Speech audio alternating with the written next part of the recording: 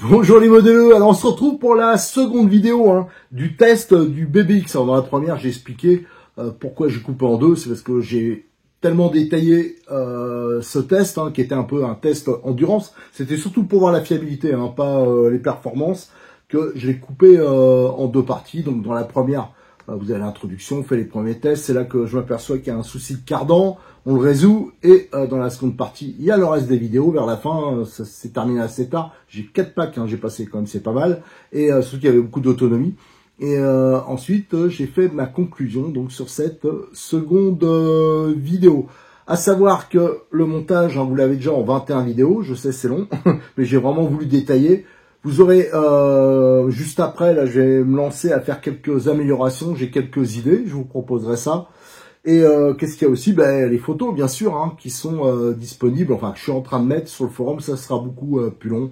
J'en profite encore une fois pour remercier CEDO1034, parce que sans lui, j'aurais pas pu faire cette série de vidéos. Et je vous rappelle que les frais de port, ils sont offerts à partir de 149 €, et que quand vous prenez, tiens, je vais là à côté, quand vous achetez un kit, quel qu'il soit, un dixième, un huitième, vous avez toujours le kit premier dépannage qui est offert. Ça, j'en ai beaucoup parlé lors du montage. Et là, en avant pour la suite des essais. Donc, vous vous étonnez pas si ça reprend directement par du roulage. Et ensuite, la conclusion.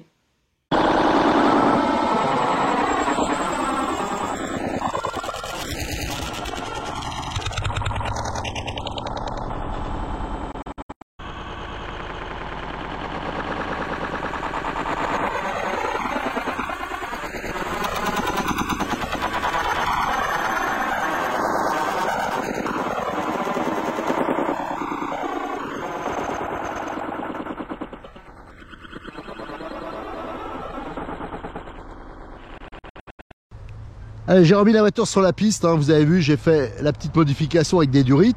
Alors à savoir, bien sûr, qu'il faudra le faire plus correctement à la maison si ça marche. Allez, je me suis mis en bas, pas sur le podium. C'est parce que je veux regarder un peu de plus près le comportement de la voiture, c'est pour l'observer. Oh là! Et voir aussi que la piste, elle est bien abîmée par endroits. On voit que c'est la fin de saison. Alors cette partie-là, c'est pas de souci. Pour ça, je vais faire un peu des allers-retours, là. Un peu à l'envers. Ouh là là là là, bon ça c'est une pelle que j'avais pas prévue. Mais d'un côté ça permet de tester un peu la solidité de la voiture, même si j'ai envie que la carrosserie elle reste en bon état. Voilà, la ligne droite là, elle est raide défoncée, du moins pour une 1/10. Je peux vous dire que malgré que l'huile ça soit pas la bonne, la voiture quand même, les suspensions, notamment les bras tirés à l'arrière, c'est quand même très efficace, C'est vrai que surtout sur un deux roues, ça c'est quand même plutôt pas mal. Alors le moteur, faudrait pas que ça soit plus puissant.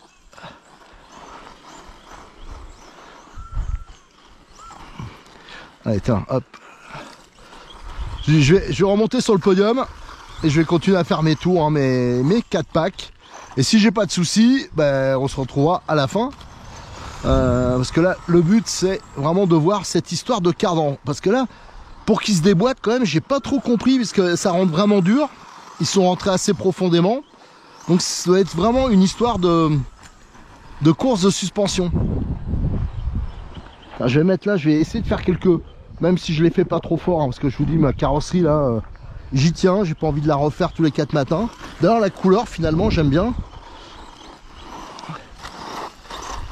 Voilà, je veux un peu solliciter là, par exemple il y a des trous qui sont, si vous regardez là la voiture, je sais pas si ça se voit, mais regardez les trous là par rapport à la bagnole, c'est énorme. Et moi j'aime bien, ça permet vraiment.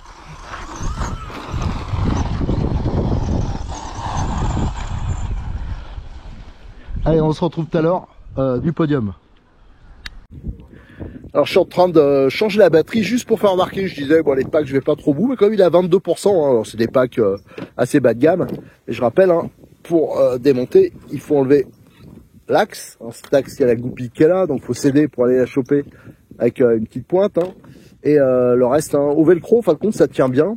Et il faut surtout bien ranger les câbles pour pas que ça vienne, par exemple, gêner dans la commande de direction. Et ensuite, il faut l'enquiller parce que ça soulève pas des masses, et emballer. Alors ça, c'est un peu le défaut, c'est que l'accessibilité est pas extraordinaire.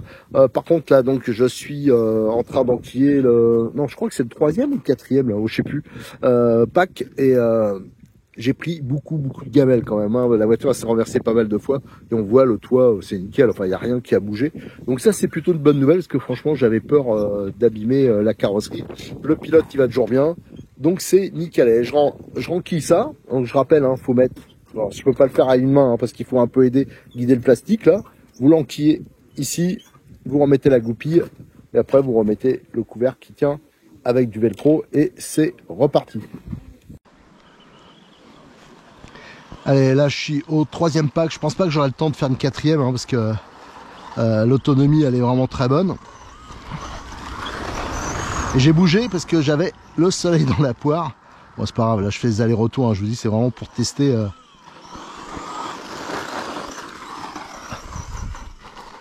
Hop là, ouais, je vous dis un peu optimiste là, cette partie là elle glisse encore plus. Donc j'ai eu aucun depuis que j'ai fait la petite modif là. Ça s'est plus du tout déboîté. Notamment ça se déboîtait ici. Alors je pense parce que, bon là j'ai mal pris, mais ici il y a comme un virage relevé, vous voyez je suis vraiment en hauteur. Et là peut-être que ça mettait en extension les bras. Voilà, c'est pour ça que je roule ici. Vous voyez ça glisse. Hein. En plus là il fait de plus en plus chaud. Voilà, c'est pour ça que j'essaye de prendre le virage relevé parce que j'ai déboîté 2 fois ici au tout début des essais.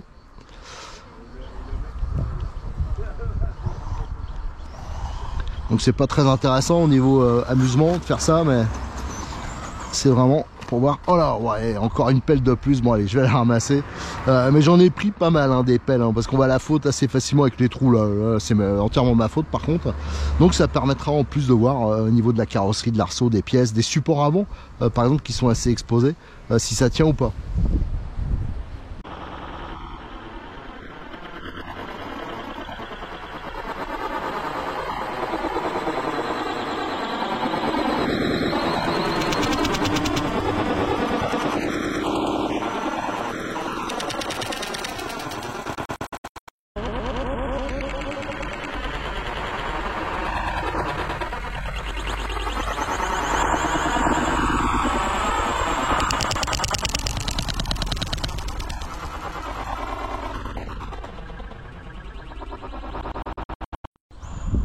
Allez, je continue, hein. Enfin plutôt je termine mes essais. J'ai chaud. Pourtant aujourd'hui c'était un peu couvert. Donc là je suis au 3e pack. J'aurais amené 4, j'aurais jamais le temps de faire le 4e. Mais bon là j'ai quand même beaucoup roulé. Donc ça va me donner... voilà, ça va me permettre de faire un bilan je pense assez précis. Et une bonne opinion de la voiture. Des avantages, des défauts. Enfin, toujours en tenant compte, hein, je me répète, mais que la piste est pas adaptée à ce genre de bagnole.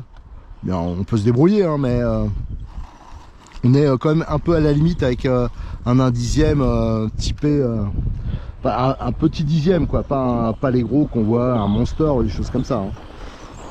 Même si les roues sont un peu plus grandes que les buggy typés compétition, ça reste quand même le même empattement, la même bois.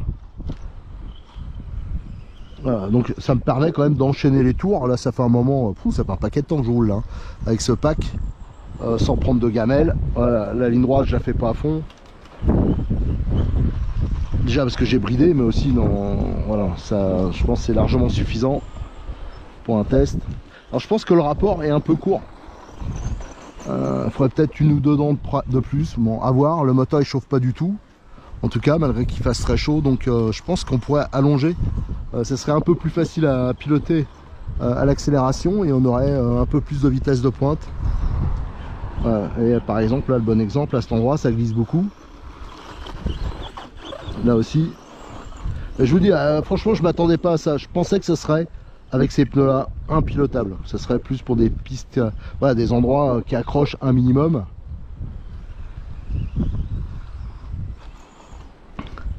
Alors pour ceux qui connaissent pas ici, hein, je peux vous dire que c'est pas facile.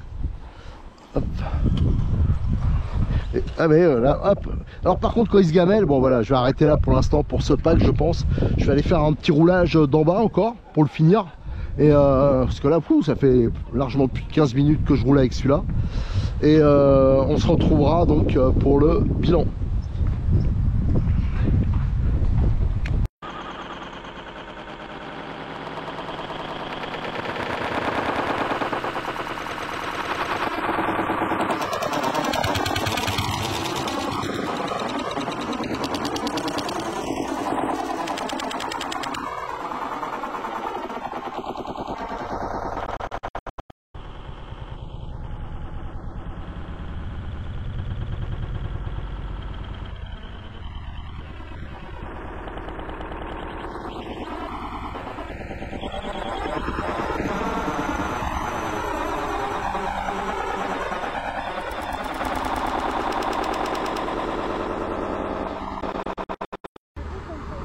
Allez, tout à l'heure j'ai dit que j'arrêtais au 3e pack, mais finalement moi, je m'amuse bien. Et comme là, maintenant on est 3, on va tourner à l'envers. Allez, je vais jusqu'à que ça s'arrête.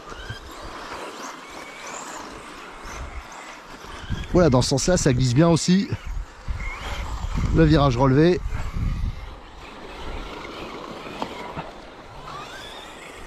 Mince, ça va. Je me suis bien sorti. Elle tire d'un côté un peu.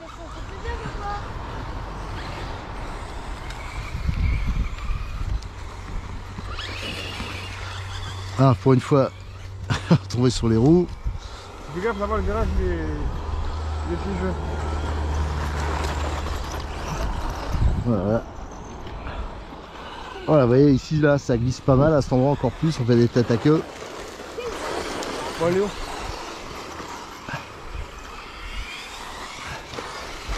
Ah, je vais me faire rattraper par les Bulgares 8e. Bon, c'est un peu logique.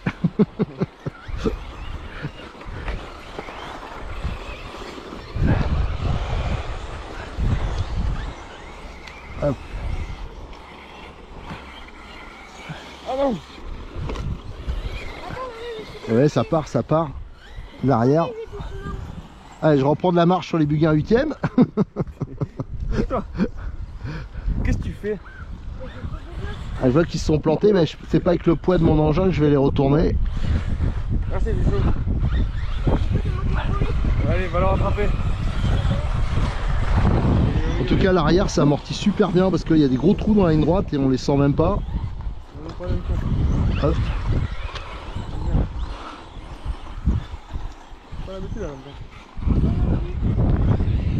Oh, il est sympa à l'envers aussi.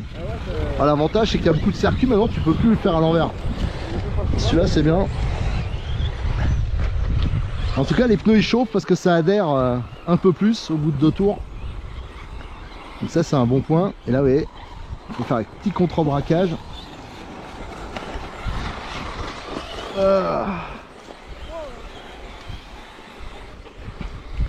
Il faut pas que je me fasse rattraper par les 8e. Je m'applique.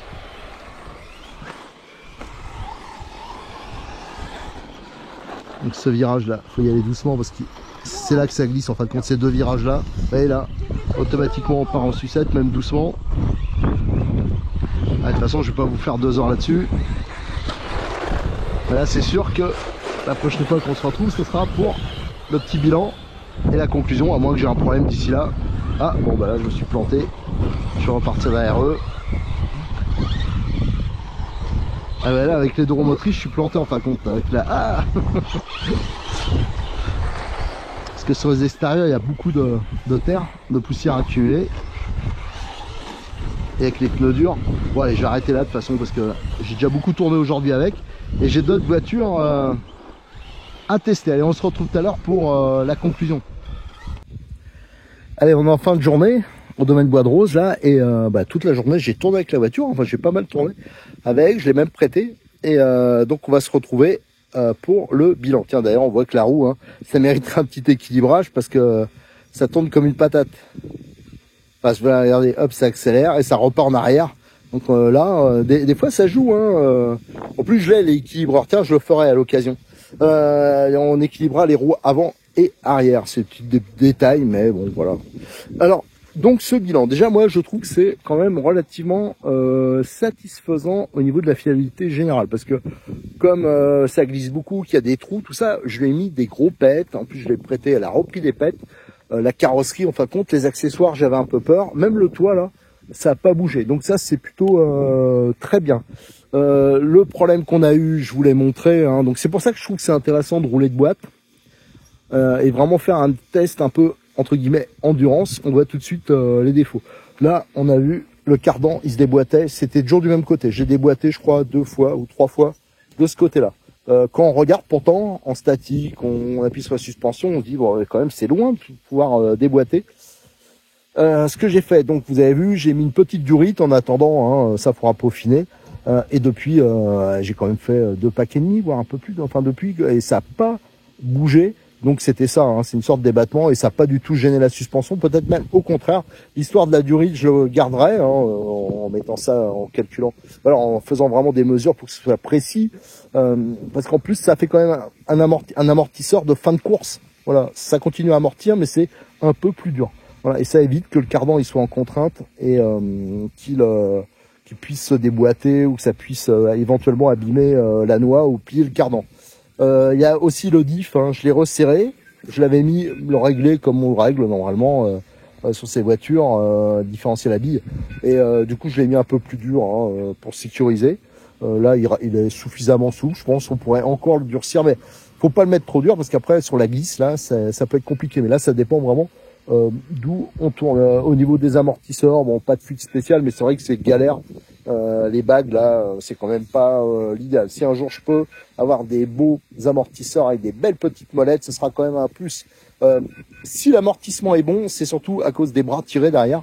Vraiment, ça offre un super confort parce que la piste elle est quand même bien défoncée, surtout pour cette échelle-là.